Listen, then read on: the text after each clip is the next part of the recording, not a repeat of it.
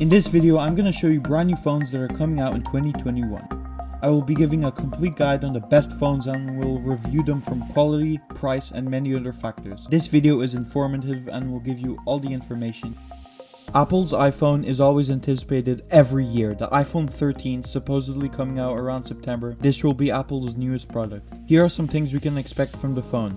Upgraded cameras, a refresh rate screen that is higher compared to others, 1TB of storage, brand new colors and a more powerful chipset. The iPhone 13 Pro and iPhone 13 Pro Max might come in a matte black shade. Other rumored iPhone 13 colors include rose pink, purple, and orange. One thing heavily rumored for the iPhone 12 that didn't come into fruition was the addition of a faster refresh rate. The camera might also rearrange, and instead of a vertical design, we might get a diagonal design for the camera.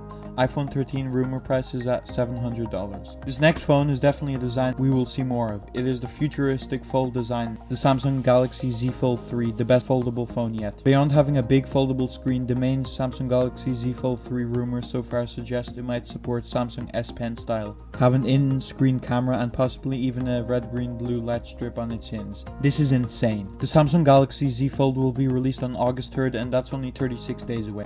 Here are some things to expect. An in-screen S Pen, same camera as previous Fold, 2x optical zoom. A Samsung official has reportedly said Samsung Fold phones are of use to anyone, and if you need the phone or improvement, then this phone will suffice. As for the price, the Samsung Galaxy Z Fold 2 costs a whopping $1,999. It might be released in August. OnePlus has boomed in recent years, and the quality for the price of phone you're getting is really good. The OnePlus 9T is set to be the company's second major flagship release for 2021, following the already available OnePlus 9. There are some things to expect. Rumors so far suggest that it might have a 120Hz LTPO screen with a full HD resolution, that there won't be a OnePlus 9T Pro alongside. Beyond that, there's a newer, more powerful chipset, as are improvements. Beyond that, a newer, more powerful chipset is certainly a possibility, as are improvements to the camera and battery. Still, you get a lot for your money. That will remain true for the OnePlus 9T, which rival to the likes of the iPhone 13.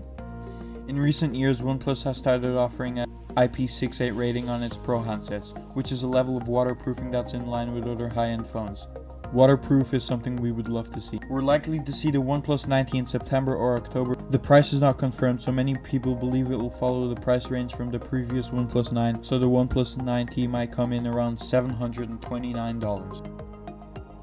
2021 might be Sony Xperia's best year yet. They are releasing the Sony Xperia 1 III, and we're excited by the prospect as there aren't many high-end compact phones these days. If and when the Sony Xperia comes out, rumors suggest it might have a 5.5-inch screen upper mid-range chipset, though we had hoped for a high-end one, not confirmed, but it might also have a variable aperture telephoto camera. Sony's big claim to fame for the Xperia 5 Mark III is that it's the first, along with the Xperia 1 Mark III, to feature a variable telephoto lens paired with a dual pixel diode sensor.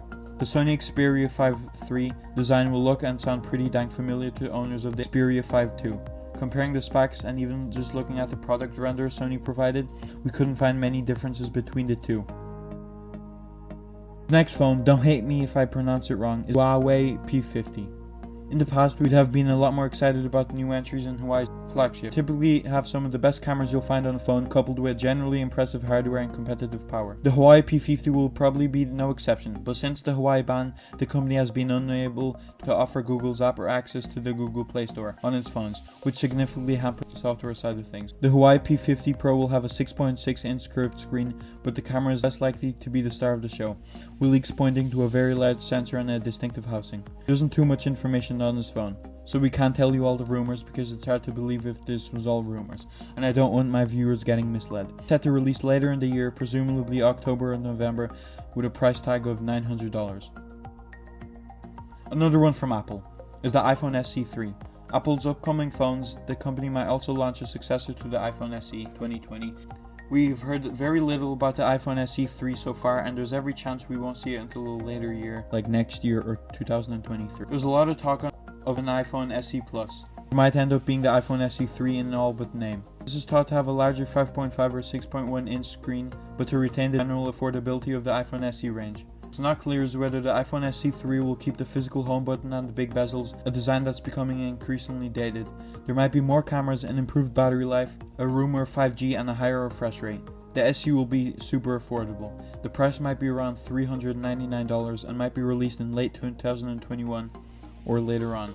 As we said, Apple hasn't disclosed too much information on this new phone, so we don't know the full detail. Biggest question about the Samsung Galaxy Note 21 range is whether it will even launch, with rumors saying that Samsung is planning to continue the Note range, something that seems more viable now that the Samsung Galaxy S21 Ultra has launched.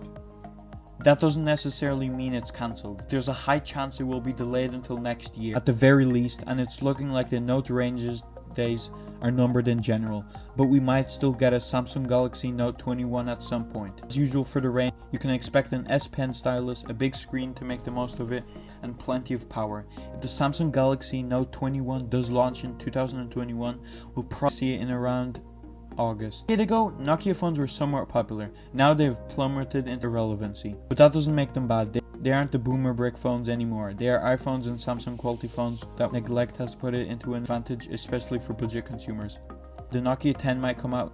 Here are some things to expect: a better versatile camera, an increase in battery life, 5G compatibility, a better processor, a better offer, and a better design. Nokia is less likely to come out in late 2021 as half the year is over. For a price of $499, this phone is great. These are 2021's best phone to come. If you enjoyed this video, click this video next. I think you'll like it. Or if you're feeling creative, click this next.